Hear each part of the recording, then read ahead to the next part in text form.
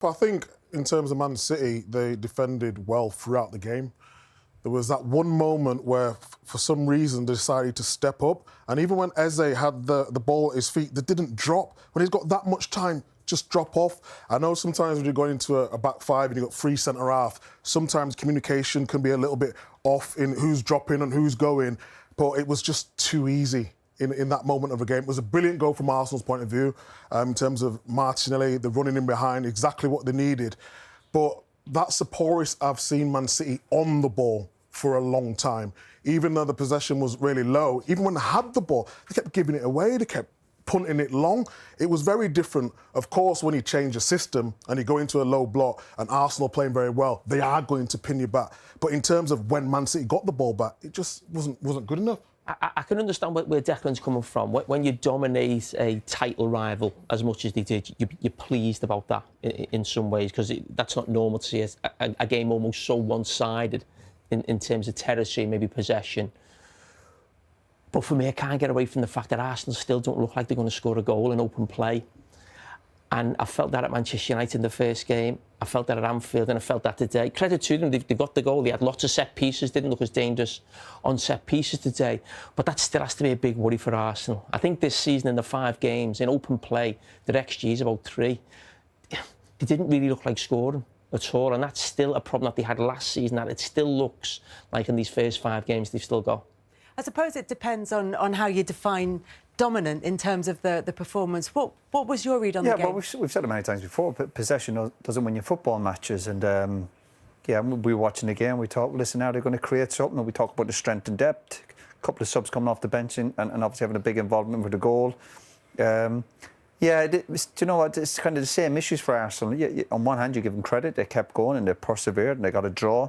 But the problem is when you're talking about Arsenal winning league titles, we see what Liverpool are doing and what Man City have done the last few years, and that's the bit where you're still short in terms of their creativity. A lot of good players, they're a really solid team, a very, very good team, but the standards that the other team have set over the last few years, they still look short on that area. But a little bit today, you give them a little bit of credit because you go, listen, you stuck at it, and that's what you're supposed to do.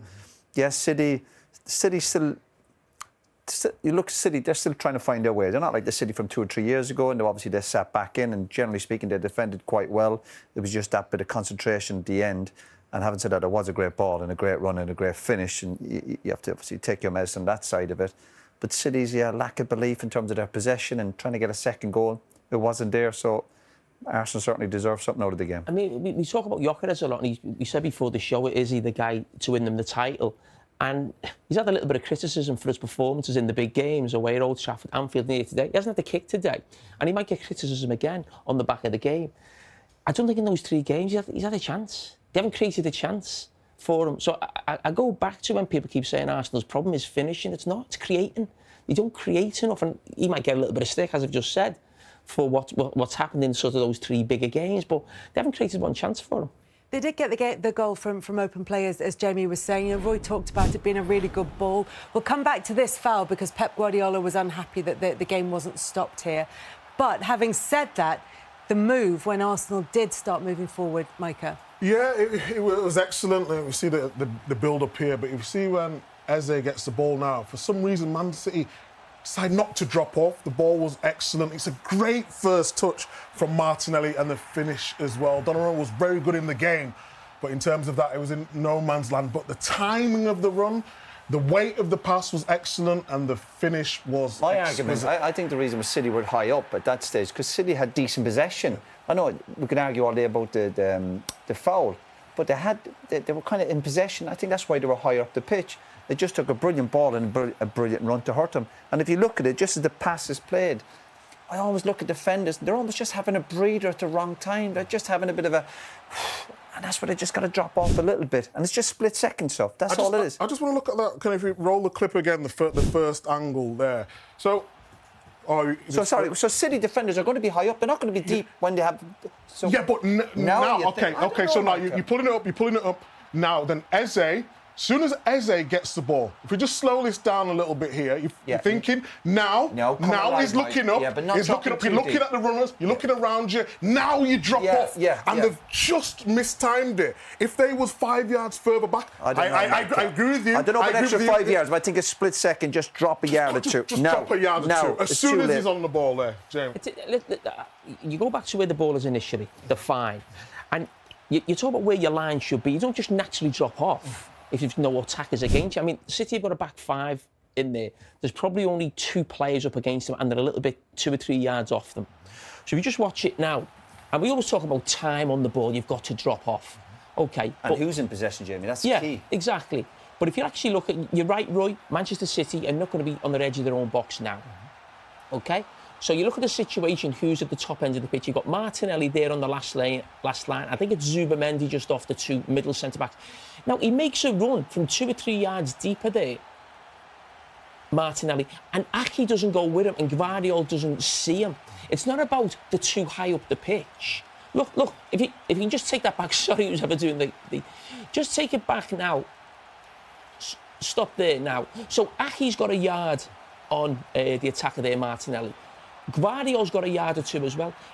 You don't go back and give him sort of 5 or 10 yards that he can get into the feet. No, but you do. As soon as he's got his head up, Jamie, as soon as Eze gets his head up, that's when you run so back. What I'm saying okay, and I agree with you. If you just stop it there.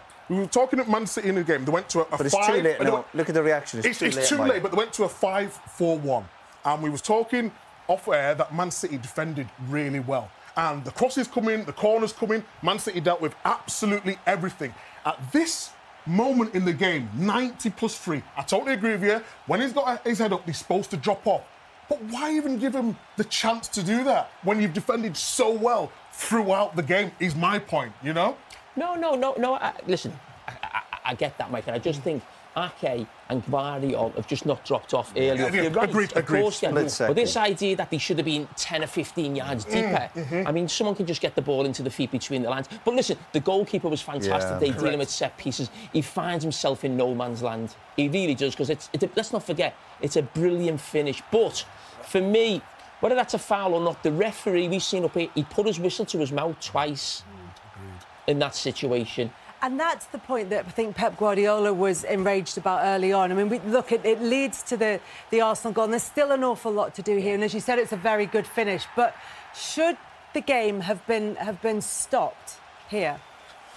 It looks more of a foul than not a foul to me, if I'm being totally honest. And I've seen the referee really think it. He went twice with his whistle to his mouth, and I don't think the Man City players appealed enough for it. I know it sounds a silly thing. Well, VAR thought that Gonzalez stepped on Calafiori, that it was the other way round. Yeah, no, I can see also why the referee... I can see why Pep's complaining about it, because ultimately it leads to a goal. But no, I'm not too bad with it. I think this is just 2 players coming together. And it's also possible that the reason the referee had the whistle in his mouth and didn't blow it is if he thought the same as the VAR did, that it was a foul on Calafiori, on the Arsenal player. I don't think it's a foul on Calafiori. I think, if anything, it's a foul on Nico Gonzalez. And in that moment there, when you've got a split second to get your body shape right and everything, and then you're on the back foot, maybe that was down to the positioning, but it could have went either way. And in the end, it went the way that allowed Arsenal to get back into that game with the equaliser. But they had to do it, as we said, from 1-0 down. Erling Haaland, who I think the phrase you used earlier was taking him for granted in the Premier League. How dominant his time has been. Yeah, but I just look at the situation where it finds itself here, where I think there's 6 players from each team in such a small area. Now, certainly of late, Pep Guardiola's wanted his wide players to be a lot narrower. You see Doku, you see Foden in there. But also, the way the modern game is played, defensive players, if the attacking players are deep, you go in there with them. You're on the front foot, you're pressing high. And we know that battle between Haaland and Gabriel has gone on for the last few years now, but Gabriel's not going to win a race against him. Absolutely devastating pace on that counter-attack. And I mentioned at half-time, it felt like the type of goal we used to always see Erling Haaland score for Borussia Dortmund. The Bundesliga notoriously is a counter-attacking league. We don't see him as much for Manchester City now, but that is just like absolutely unstoppable.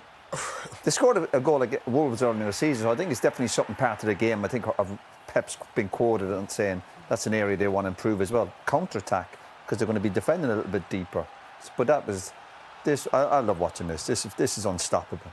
You don't know about players, and we talk how brilliant Haaland is in around the box, but that's just power, determination, and the calmness at the end. Fantastic. I thought his first half performance was brilliant. It was amazing. With Reinders in this position, Roy, you see he's not really looking at Haaland. Is that almost like a deliberate Yeah, ploy? I think so. He's waiting, and he's biding his time, of course. And again, it looks so simple, but very difficult just to get that time and pass so he doesn't get him offside. And obviously he's waiting for the defender to suck him in enough. And the timing and the weight of the pass, fantastic. Particularly doing it at that speed. I don't know if we can see that first angle again. Sorry, but just from you played in the centre-half position. He's going to be knackered, the fella. we want the details of, don't we? Because you've been a centre-half, and I played there. I was more right-back, Jamie. But with Gabriel there, if we just hold it there, he normally gets nice and tight there. What is the reason for you he doesn't go tight to Haaland there and just wipe him out and take the foul?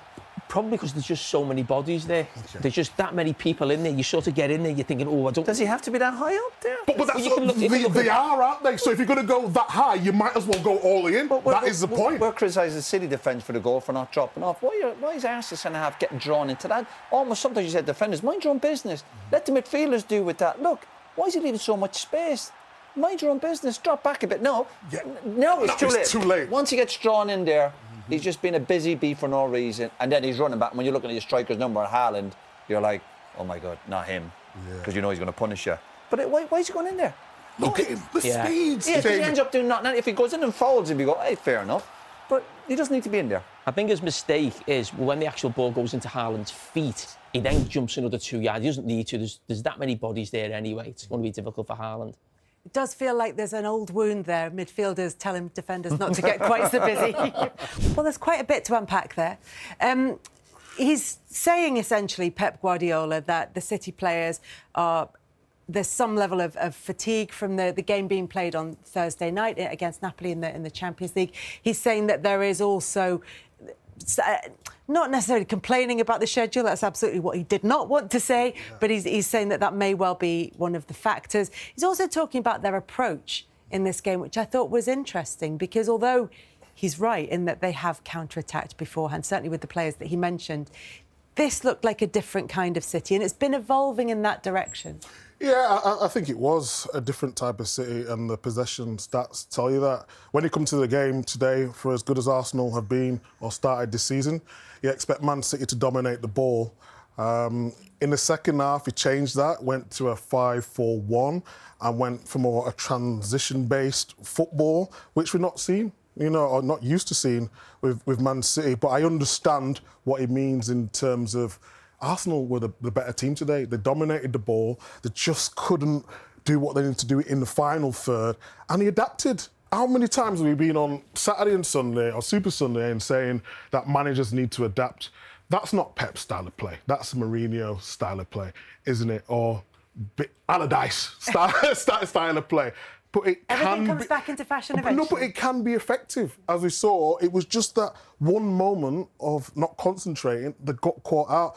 But in terms of the schedule, I mean, there's players on the bench that Man City could have played today. They've gone with the same team as they did obviously because it was playing well. In the derby, they did really well. Against Napoli, it was a tiring game because they've sat really in the low block and Man City had to try and unpick that. And then today, Arsenal just had too much energy for him, so he adapted to the game that it was today. The back five or defending deep was a success to a certain extent, except for the goal. Oh, yeah. Because Arsenal didn't create anything. But almost 90% of teams play like that when they'll play against an Arsenal away from home. But they had no counter-attack. I know the goal comes from the counter-attack in the first half, but there was nothing in the second half where they really created any. So there's no problem playing like that.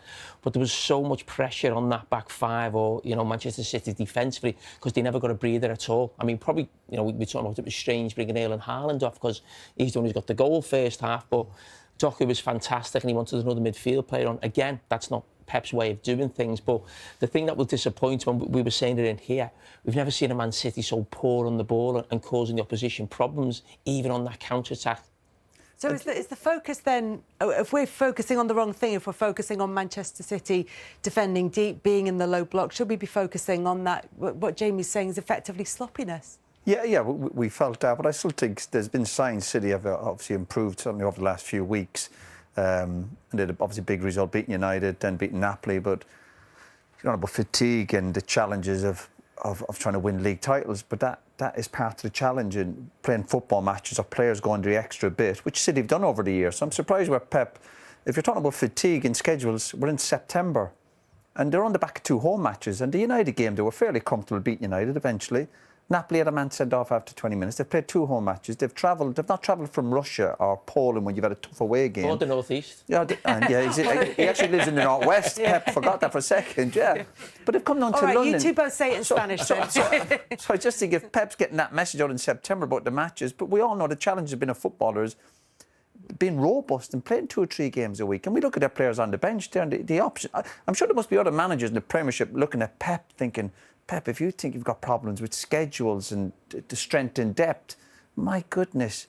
So I kind of didn't like that angle Pep was coming from. The whole point of sitting deeper and trying to play under counter, that is fine. I love teams doing that. But the problem is City didn't have that get out. They didn't have that swagger that they had a number of years ago. And you mentioned players like De Bruyne. Of course, they haven't got that quality this moment in time. But I still think City, both teams will come away with something. City did show a bit of fighting spirit. They dug at it. And another minute or 2, they would have got the job done. And then you give Arsenal credit because they stuck at it, they persevered, and they showed real quality. So we were lucky to see 2 brilliant goals, really. Brilliant goals, counter-attack and then the ball over the top. So I think both managers will be fairly pleased. But I'm not really having Pep talking about fatigue and the schedules. We're into September. And again, on the back of 2 home matches, and they've travelled down to London. You know, Pep's a big boy. I'm sure they can deal with that. We'll also be focusing on how much of the way that he set up was a response to what he saw as the threat from Arsenal. One of the points he made that struck me was that he said if we create momentum, we will get the goals that we deserve. Did they create a lot of momentum in that game, Arsenal? We looked at how much possession they had. Did they also have momentum, do you think? I think there was a little bit of momentum in the crowd, but in the final third, I would say no. There was question marks with Trossard starting. I thought he would have went with Eze, although he didn't do well in the Champions League in the week. And then he brings off Marino as well and brings in Saka, understandably because he's coming from a hamstring. And I was always against what Jamie used to say is Arsenal just want to play to draw the game when they're playing in the big games. But I just feel like he's got the players, he's got the squad now to go for it a little bit more. And I'm not saying that he's negative because you're coming up against Man City, who historically have been very good and they dominate possession and they don't know what game he's going to be. I think Pep's always a step ahead. Look, he's been his understudy, he's been his assistant, so he knows how Pep thinks and thinks, well, Pep might do something different today. But in terms of what Arsenal have now, they have enough to be competing with the best teams, and I still think they've got the handbrake on. If they take it off just a little bit, they'll be more exciting. That momentum that you talked about. They won this fixture 5-1 last season. Yeah, but that's not a handbrake performance. But that was Man City who weren't at the best. They was going through a difficult spell. We seen the interview with Bernardo Silva before the game, and he said the confidence was low, nothing was right at that period of time. I just think they have the players to go for it now, and if he wants to go for it, it'll give him a better chance of winning this league. Yeah, I just think they wasted 45 minutes. I mean, Man City are a title rival right now because of what they've done in the past. But they've had a poor start to the season by their standards. I think most people in this country would say the title will be between Arsenal and Liverpool. And I couldn't see any way coming into this game with how strong I feel Arsenal. I think Arsenal are a brilliant team. For me, the best squad in the Premier League.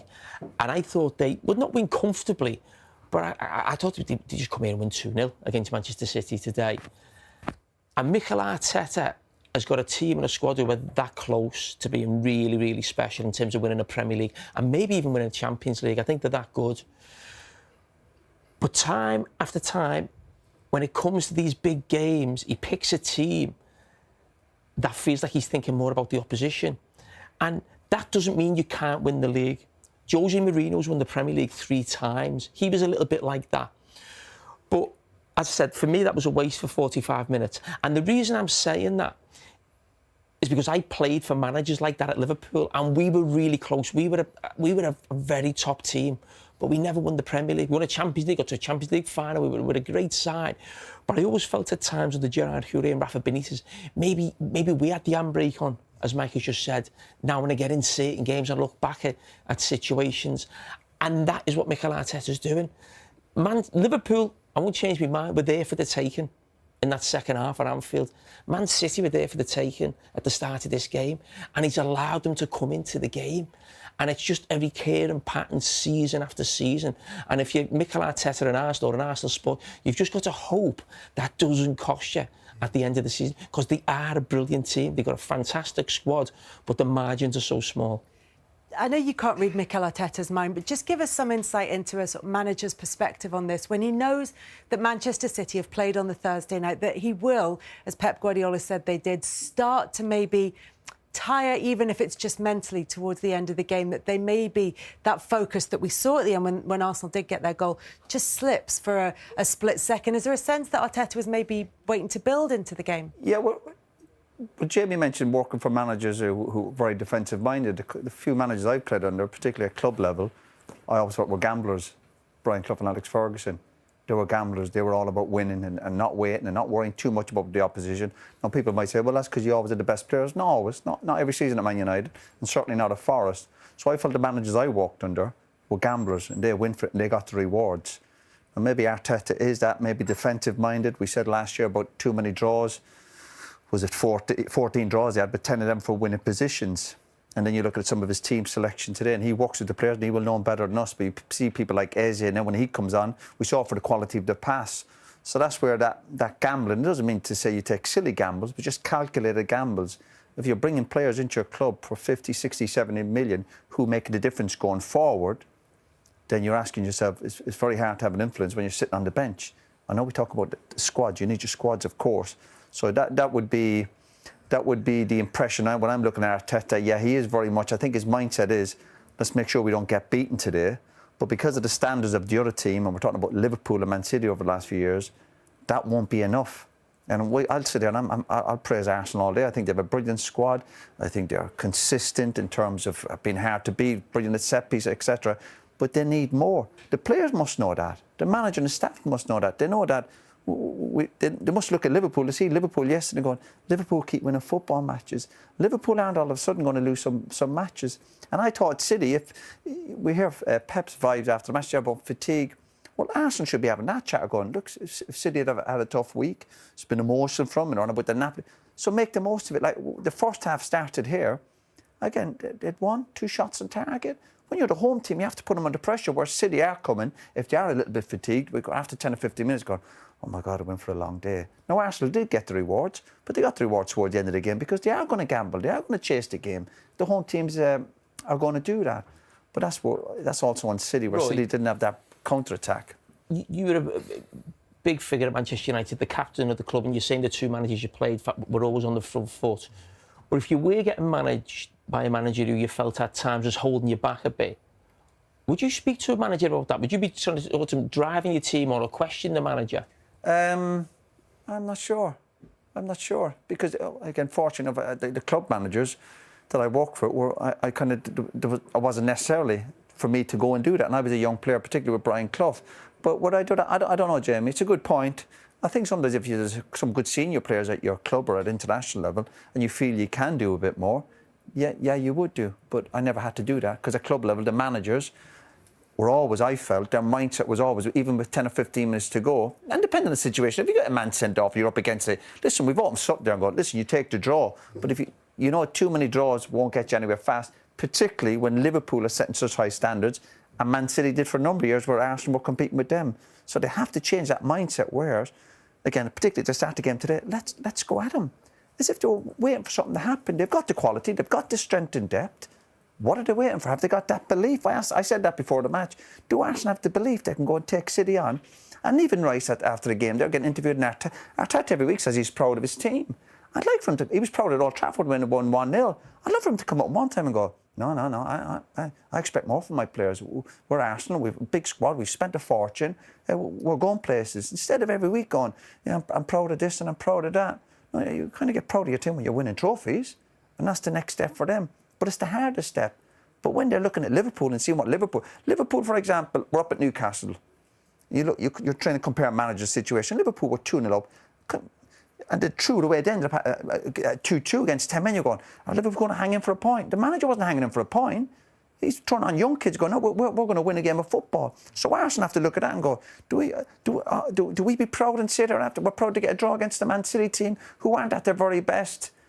He has to be a bit more critical and say, we need that extra bit if they're going to win the league title. Or come the end of the season, we'll be sitting there going, Arsenal have a decent season. Yeah, they were second, but they've been second, the last 2 or 3 years? Arsenal can't afford for that to stop them. As I said, the squad is fantastic. They've got some of the best players in the league, some of the best players in Europe. When you look at sort of the players on the pitch, they're so close, and they can't afford situations like that to come back and haunt them, as it has done year after year.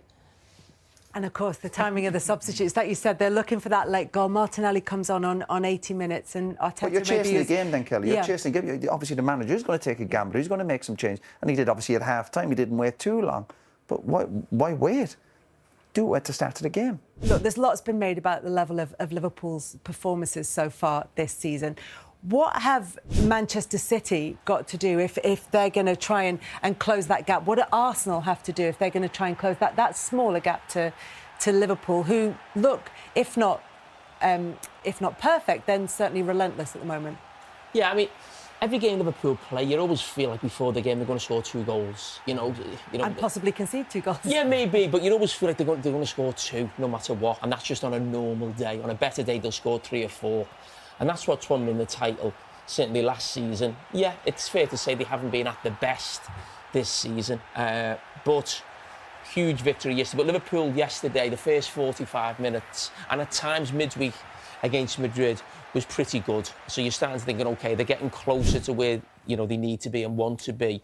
I think we've just seen signs in the last couple of games that, yeah, you know, that they're on the right way.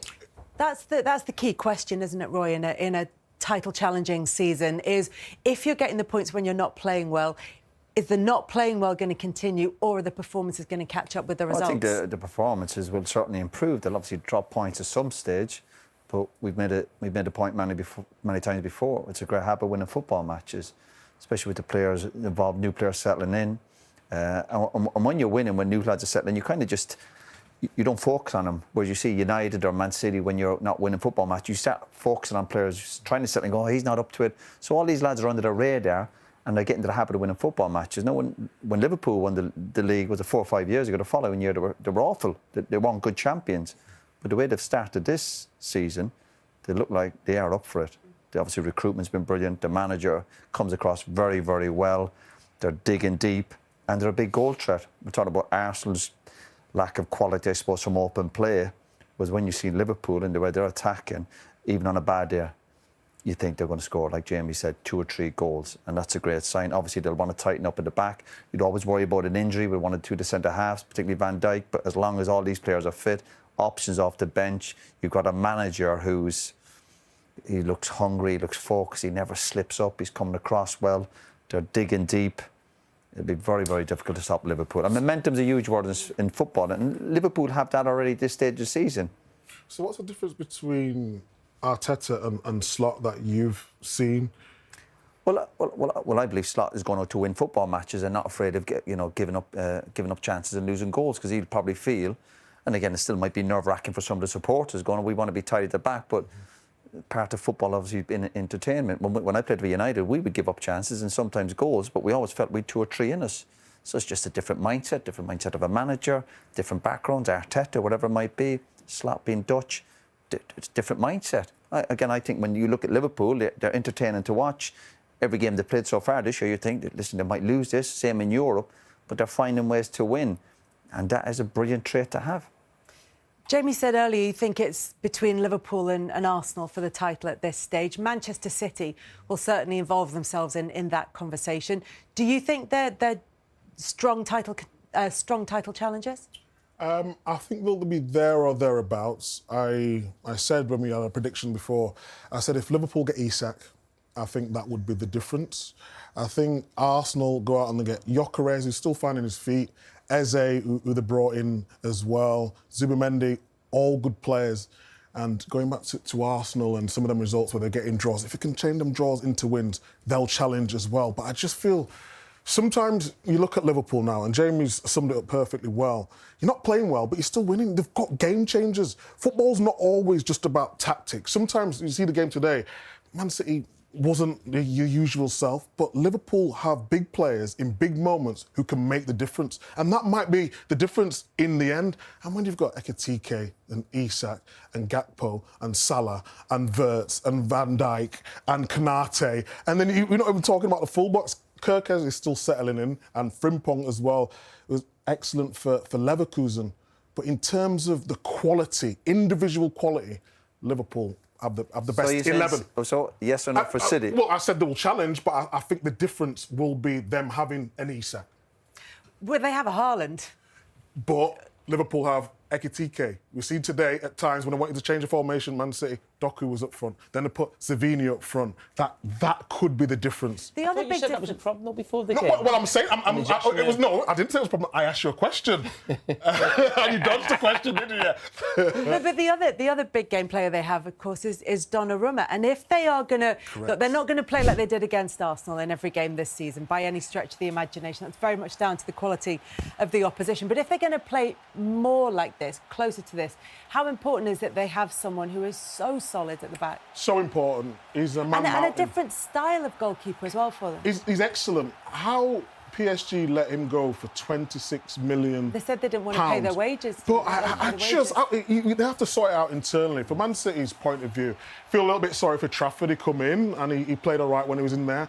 But this goalkeeper here is world class. Yes, he's not the modern day goalkeeper who wants to play out of the feet, but in terms of shot stopping, which Roy would say, it is his job. It is his job. And crosses, he's been perfect since he's come in. And he made a little mistake for the goal in terms of maybe he could have stayed on his line, maybe he could have rushed off.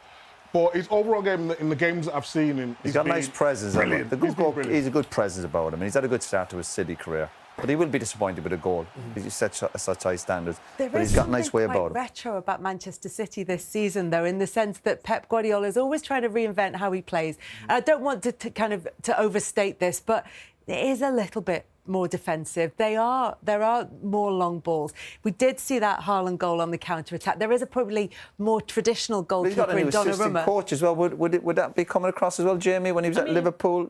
Maybe. That's what we were talking about, the high line. He's been caught out a couple of times. Maybe there's something in that. But I know what you're saying in terms of they're doing different things, but they're 8 points behind Liverpool.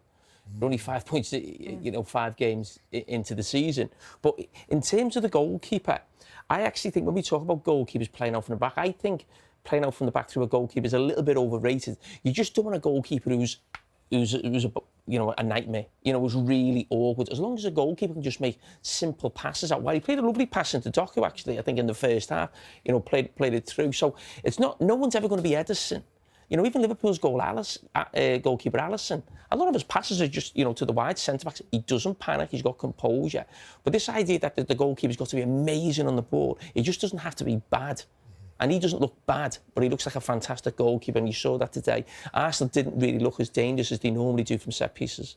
Well, what do we think then about Arsenal and their title challenges? You're pretty unanimous in thinking that they need maybe to take more risks in order to get more rewards. But the question is, are they going to do that under Mikel Arteta? Will he release the handbrake a little bit to allow Arsenal to have that?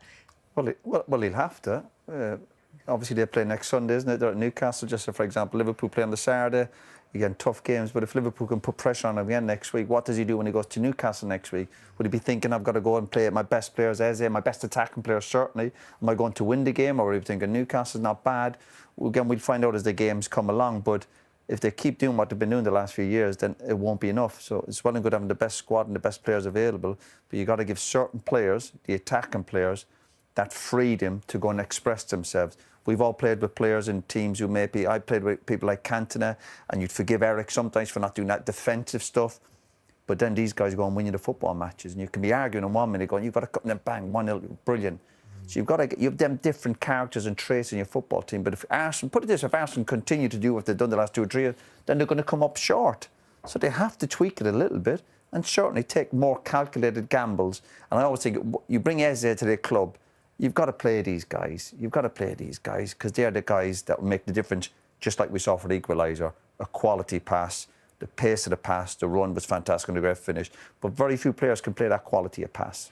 The game between Chelsea and Manchester United was a strange one. I'm not sure we can read too much into that game as a one-off, particularly because you get the sending off so early on of the Chelsea goalkeeper Robert Sanchez. But having said that, Chelsea, nobody's favourites necessarily for the title, but maybe a lot of people's dark horses for the title. Possibly this was going to be the season where it was all starting to come together. Listen, 5 games in. Anyone who had Chelsea as dark horses or outsiders for the title, that was never going to happen. Chelsea were never going to win the title. All right, then there's top 4 challengers. Oh yeah, listen, top 4 challengers. That's where they were last season. That's where they should Bruno, be. isn't it? Listen, games like this can happen. Something crazy happens. We've all played in games like that. Someone gets sent off early on, and listen, I don't think the manager covered himself in glory in terms of the changes and the swaps tactically. It just looked very messy in that first half. You would say that, but from Manchester United's point of view, it looked like a really comfortable, game. Really, I was watching it at home, and then Casemiro just does something daft. It might be a little bit unfortunate, but it was daft to do that, and then the sort of. But sometimes you deserve to be punished for being daft. You know what I mean? Been there myself. Hey, sometimes you need punishing. Surely not. Yeah.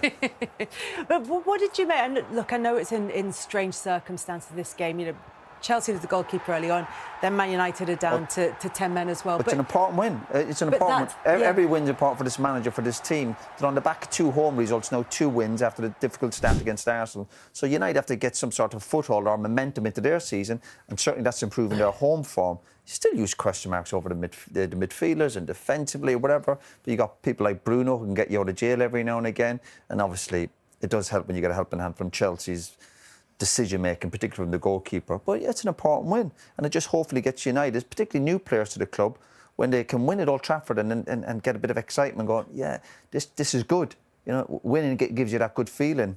And certainly the manager would feel better for it, because after the City game, we were all there to criticise it wasn't good enough. But a few wins, bit of confidence, momentum, and hopefully they can build on that. But a long way back, obviously. I just want to go back to Chelsea, Kelly, actually, because I said about the manager didn't cover himself in glory, maybe, with the changes he made in the first half. It was a bit messy, but listen, you're down to 10 men, you lose the game.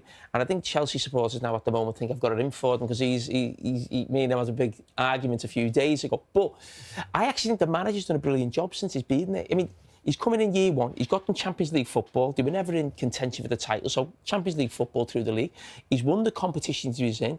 Does brilliant to, not just beat Paris Saint-Germain, but really, take them to the cleaners in the World Club Championship. My criticism with Chelsea is the actual 3.5 years they've been there in terms of a club, and how you can still have that team. And we're saying no chance for the league. And Chelsea fans know that. If you go back to Chelsea teams winning the league, who did they have as goalies? Cech and Courtois. That just tells you all you need to know as a Chelsea fan. And my big problem with Chelsea is how, nothing to do with Maresca as such, but how 3.5 years in, but the money that's been spent, you turn up to Old Trafford with the goalkeeper and the centre-backs that you've got. It can't win you the league. There's no league in 100 years where the standard of those players in those positions for Chelsea right now can win you the league. It just can't happen.